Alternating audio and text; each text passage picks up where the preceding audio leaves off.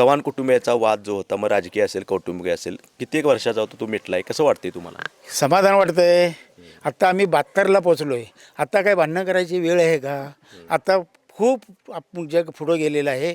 तेव्हा आम्ही सगळा विषय संपवून गावच्या विकासासाठी, सर्वसामान्यांच्या लोकांच्या कामासाठी माणूस काम करणारा आहे म्हणून आम्ही त्याला पाठिंबा दिलेला आहे.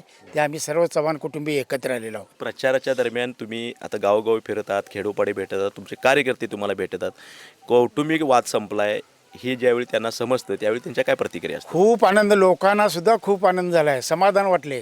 तुम्ही दोघं एकत्र आला त्यामुळे इलेक्शन कोणत्याही परिस्थितीत जिंकणार हे लोकांनी सांगायचं सुरू केलं आहे.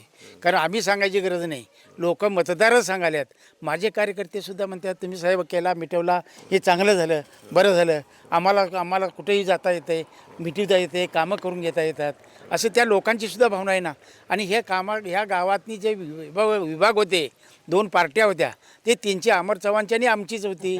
त्यामुळं आता समेट झाल्यामुळं गावाच्या गावं एक झालेत. काय अशोकराव बरोबर आहे ना. आम्ही पक्ष गट तेट बघाय नाही, इथं फक्त आमचे चांगले काम करणारी माणसं निवडून आली पाहिजेत. ह्या भावनेतून आपण सगळी एकत्र आलो.